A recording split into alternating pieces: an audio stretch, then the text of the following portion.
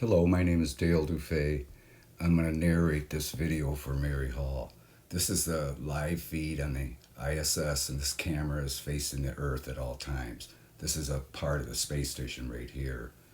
And down here is part of the solar panel, which moves and can be in almost any position in the view at any given time. It operates to capture the sun, optimally. So this is always going to be there, and this is always going to be facing the Earth. And then the camera is 265 miles from the surface of the Earth, and the space station is going 17,500 miles from west to east with the rotation of the Earth.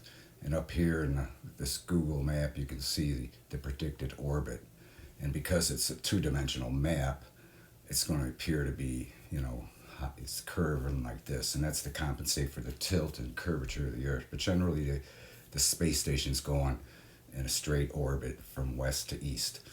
And usually, anomalies are captured just when it's reaching the terminator, and the light captures the sunlight, captures the space station, and focuses in the camera a little more, but not too much. Like when it's clear daytime or clear night, you don't see anything, whether there's anomalies below the camera or not. It's always at this point where anomalies are captured, and it's not every time either.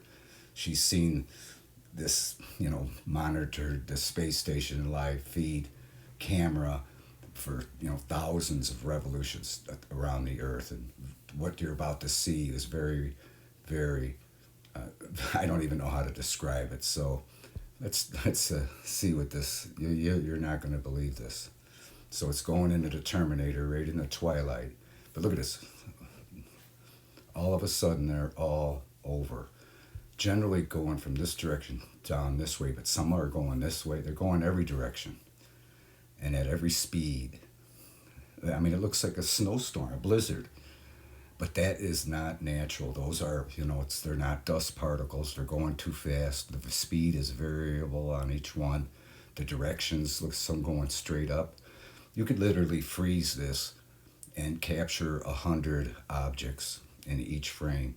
So this is a 5-minute video. There's literally thousands of these. Some very close, some very far, some very fast, some very slow. And some are perpendicular with the orbit, some are with the orbit, some are off at an angle. Most of them are from up here down this way.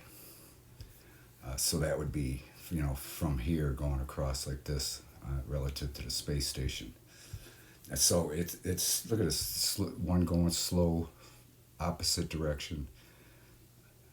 This is phenomenal. Again, if this was like during the day, in the bright sunlight, these wouldn't be visible at all. Or if it was on the dark side of the Earth, they wouldn't be visible at all either. But this is phenomenal. This is something she's never seen before. And I really don't know how to describe it. And down here you can see a light.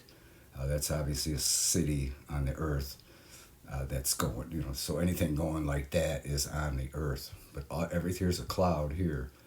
But all these are anomalous. They are just, they're not normal. And like I said, she doesn't see this at all every time. This is rare. Now, if this is, if these are craft, there's something going on, but and it's not natural. So what else could it be? It's not dust. Why would there all of a sudden be dust, And again, you don't see hardly one of these, let alone hundreds or thousands of them. Every time this space station goes into the twilight, this is truly the twilight zone. I mean, look at this. This is crazy. What do you make of it? Again, this is another great capture. See, this one's following the speed of, say, something that was on the Earth. Look at this. Some shooting as fast as, and again, it couldn't be meteorite showers because they're coming from every direction, every speed. Look at this. It's just remarkable. Again, you can stop this, freeze frame it, and every frame will have 100 of them in there. This one's unusual. We can zoom in on, some of these Let's see. Even when you zoom in, you can't. Everywhere you look, they're coming in from every direction. See, these spots are not natural, but they're always on the camera lens, and it's like these are all over when it's the dark side of the Earth. Look at this, and this is just one small section zoomed in. It's remarkable. And then as the the sun starts hitting the Earth, these become less visible.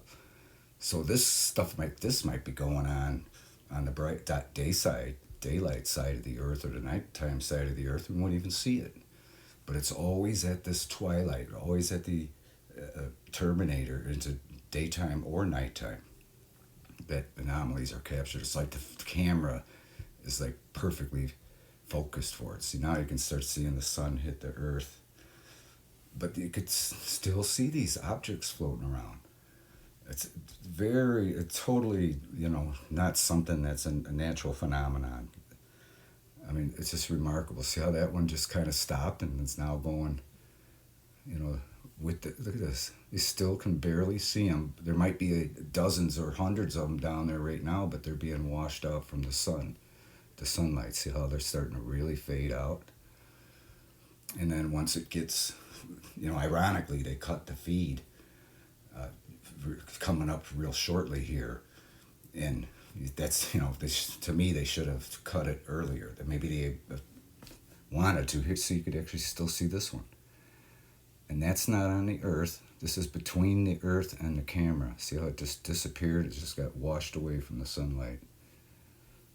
It's remarkable. See how the sun's capturing this, because this is much higher than the Earth's. It's 265 miles from the surface of the Earth. And again, it's going 17,500 miles an hour from west to east. And see, now the sun's fully taken over the surface of the Earth. You can see it up here on predicted orbit. And here you can see it kind of end in a cycle. But this is a remarkable cap. See how they cut the feed right now? And this is usually they do that, coming in and out of the terminator, because they know, I imagine, that's when most anomalies are going to be sighted.